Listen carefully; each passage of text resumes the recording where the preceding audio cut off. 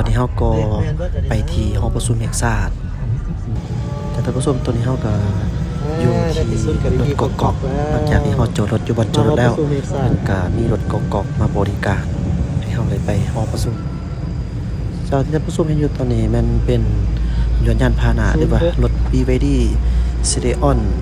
06ตัวพรีเมียมเนาะคือว่ามื้อนี้เพิ่นมีการมอบให้กับลูกค้า100กว่าคันด้วยกันนะเจ้าท่านผู้ชมแล้วแอดมินจะให้ท่านผู้ชมได้เห็นก่อนอื่นหมดต้องบอกเลยว่า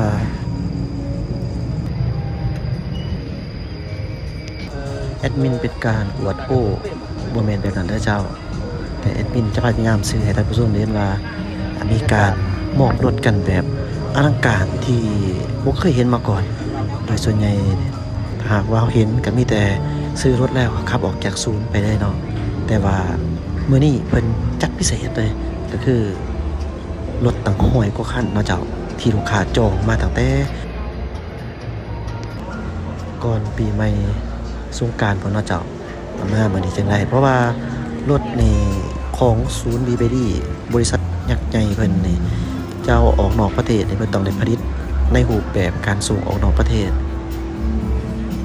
เจ้าการขนส่งก็ต้องผ่านมาคนมาทางทะเลก็ได้ใช้เวลาแน่เจ้าแต่ว่าเป็นไผสิซื้อเพิ่นว่าจังซี่ว่ามีเงินบ่ไหมก็ว่าสิไปซื้อเอาตอนนี้ก็ได้ต้องแม่นได้จองก่อนอย่างประมาณนั้นเจ้ารถไฟฟ้านี่ก็เป็นนโยบายหนึ่งของรัฐบาลที่อยากให้ผู้คนได้มาสวมใส่รถไฟฟ้าแต่ก็ขอนำอย่างเดียวเนาะหวังว่าไฟฟ้าในอนาคตคงจะบ่แพงขึ้นเนาะเจ้าหลายคนก็เป็นห่วงอยู่เด้แต่ว่าไฟฟ้ามันจะแพงขึ้นคันมีรถไฟฟ้ามาหลายอย่างประมาณนั้นก็ถ้าเบิ่งนำกันหั่นล่ะเจ้าท่านผู้ชมเดี๋ยวนี้ท่านผู้ชมเดือนนี้มันเป็นของทุ่งใหญ่ครับของทุ่งใหญ่รวมเป็นจัดเป็นการได้มีการแนะนำเกี่ยวกับวิธีใส่ยังประมาณนั้นเกี่ยวกับยี่ห้อการบริบัติรักษาที่ไปที่มาของรถของบริษัทต่างๆผมบอกว่าทุกอย่างต้องมั่นใจเลยว่าทุกอย่างสมบูรณ์ประมาณครับการสาธิตเกี่ยวกับการขับรถอย่างต่างๆและการวิธีนำใส่ปุ่มอย่างต่างๆนะครับเป็นการงานที่จะซื้อหาเห็นว่ารถยี่ห้อนี้มันมีมาตรฐานอะไรเอาอีกท่านึงจากท่านผู้ชมก็คือแอดมินพร้อมแล้วที่จะบริการท่านผู้ชมถ้าท่านผู้ชมท่านใดที่ได้มาท่องเที่ยวอยู่ประเทศลาวโดยเฉพาะในนครเวียงจันทน์ไปนี่เฟื่องไปวังเวียงเนี่ยประมาณนี้ต้องการบ่อยากขี่โดยสารแบบว่ารถบ่อยากขี่รถไฟบ่อยากจะเป็นส่วนตัวสามารถเอิ้นหากินหน่อยได้เด้อเจ้าสามารถเอิ้นหาข้าพเจ้าได้เลยจากนี้เป็นห้องก็จะพาท่านผู้ชมไปอยู่ที่บ่อนอีกของหนึ่งถือว่าเป็นบ่อนรับประทานอาหารบนโชว์แสดงประเภทพวกรถพวกหมอบรางวัลเนี่ยประมาณนี้เจ้าอย่าพูดท่านผู้ชมบอกว่าการมอบรถในครั้งนี้อลังการแท้ๆได้เจ้าท่านผู้ชมเพิ่นเมาฮอประชุมแห่งชาติในการเฮ็ดสนามก็คือว่ารู้สึกว่าแปลกแนวดีเนาะคือว่ายิ่งใหญ่สมควรครับเป็นการสร้างความเชื่อมั่นให้กับลูกค้าอย่างประมาณนี้ครับสร้างความเชื่อมั่นตัวนี้เราทุกคนสามารถไปการบรรยายในพื้นที่กับ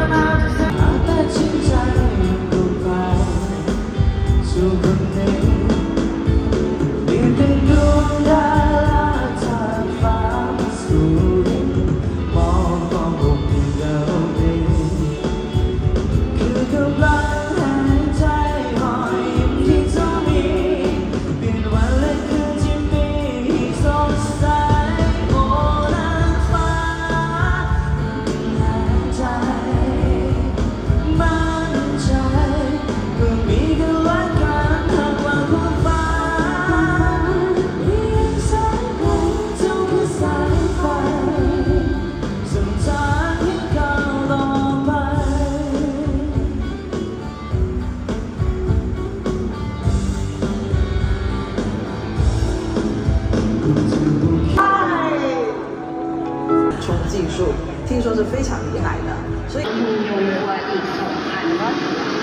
จะประทับใจในเส้นทางที่ดีเนาะแล้วก็ทุกคนจะคุ้มค่า หลายทางก็คงจะขึ้นเลขป้ายในใจแล้วบอผู้โชคดีทางด้านเพลงเจ้าก่อเรียนเสริญ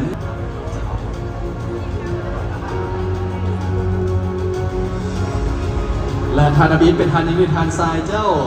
แม่แล้วผู้ชื่อว่ากระทานี่คนซิมีรหัสของตัวเองเป็นบอมันสิเป็น SC อย่างต่างๆไปเนาะเดี๋ยวเขาสิดังนั้นผู้ใดที่มีรหัสของตัวเองให้เบิ่งรหัสของตัวเองไว้เราสิอ่านรหัสก่อนสิอ่านสื่อเอาเลขท้าย4โตเลขท้าย4โตเนาะได้แก่หมายเลข 0136ทานวิลไซกินทสุน โชคดีทานต่อไปเป็นทานหญิง โอ้ และผู้โชคดีได้แก่หมายเลข4ตัวท้าย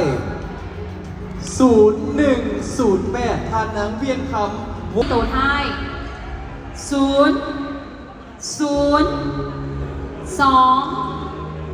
7ทานนางอนุรักษ์คมมา เป็นทานหญิงได้แก่ทานนางสันสนี ปาจือฮาลีเยเวอร์ ผู้ซึ่งว่าทานหญิงนี่จะมาแห่งแก่ทานนางป้ายงอยากผู้โชคดีทานต่อไปเป็นทานทรายเจ้า It's here. Counting 9, 26. Yeah. อ๋อ Counting 9, I 26. see. Yeah. That's what I want to Number. know. Only one is this. อ่า Only one. Yeah. Okay, so we cannot select other one, but have to follow this number. Yeah. Okay. We cannot look inside, so just look outside and see. Yes, you can look inside, but the same color is okay. But it's good. Yes.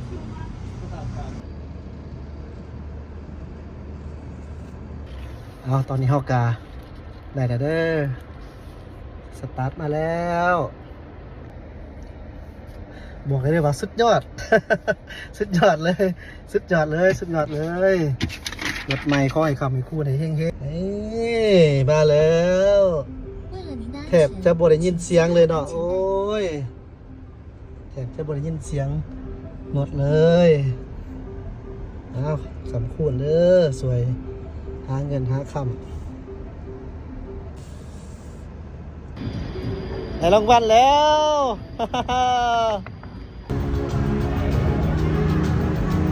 ถือว่าเป็นเจ้าอีกหนึ่งทานเนาะเจ้า เพ่ง วัน เพ่ นี้ ง เสร็จเลยเดี๋ยวไว้ถ่ายภาพรวมอีกหนึ่งครั้งเจ้าขาดละ2ทานเลยเจ้าด้วยกับเจ้าบอกแล้ววันนางลาล่าก็สามารถเป็นผู้โชคดีนักกันได้เนาะว่าบ่ได้ส่งต่อไปอาจจะเป็นทาน และนี่ก็คือสมหน้าผู้โชคดีที่ได้รับสำหรับรางวัลพิเศษอั่งเปาในเถื่อนี้แล้วและนี่ก็คือรางวัล เหตุผลที่อยู่หับรางวัลคนหยอดรางวัลเลยโอเคยินดีนำเด้อเอาเอง ผู้โชคดี เจ๊ดิเพิ่นเอาแต่แนวใหญ่ๆ และ เลย ไม่ย เจ๊ อมแสดงความภูมิใจทุกท่านที่สละเวลาอันมีค่ามาร่วมเป็นส่วนหนึ่งในโอกาสพิเศษของการเฉลิมฉลองแลกกัน4 Lion 6 EV นอกจากได้เห็นทั้งสุขได้ครับสำหรับสิทธิพิเศษดีๆแบบนี้ก็สามารถเข้ามาเป็นส่วนหนึ่งกับครอบครัวของ BYD ได้ในโอกาสนี้มันยังจะมีเสียงเพลงมวลๆเพื่อมอบให้กับเรา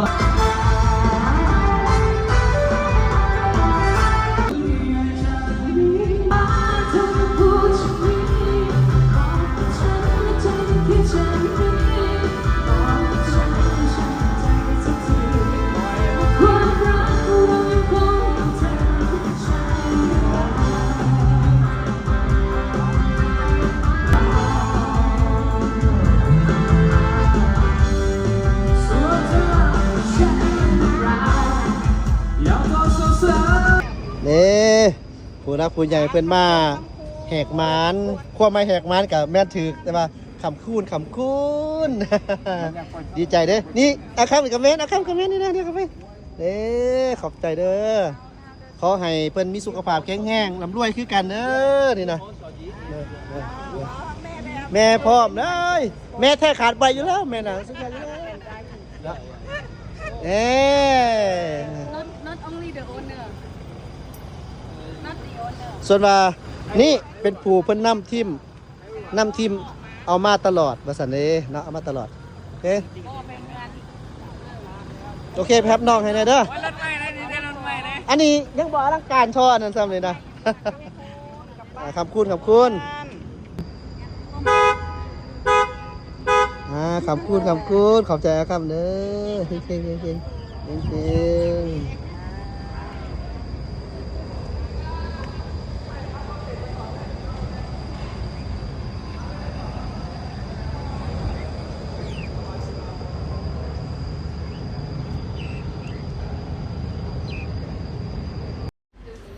ตอนนี้แอดเองก็เอามาสากฟาสซาจอยู่ที่ปั๊มแห่งหนึ่งสนั่นก็ถือว่าเพราะว่ารถนำของใหม่เพิ่นบ่ได้สากมาเต็มร้อยเนาะเฮาก็ต้องได้มีการเอามาชาร์จเองตื่นประมาณนั้นจ้ะเอาอีกเทื่อนึงจะท่านผู้ชมสำหรับท่านใดที่มีจุดประสงค์มาเที่ยวเวียงจันทน์อยากไปเดินทางไปเมืองเฟืองวังเวียงหรือแม้กระทั่งอยู่นครเวียงจันทน์อยากเมาเป็นมื้อจังซี่ก็เอิ้นหาข้าพเจ้าได้เด้อที่มาแชนแนล020 546246เด้อเจ้า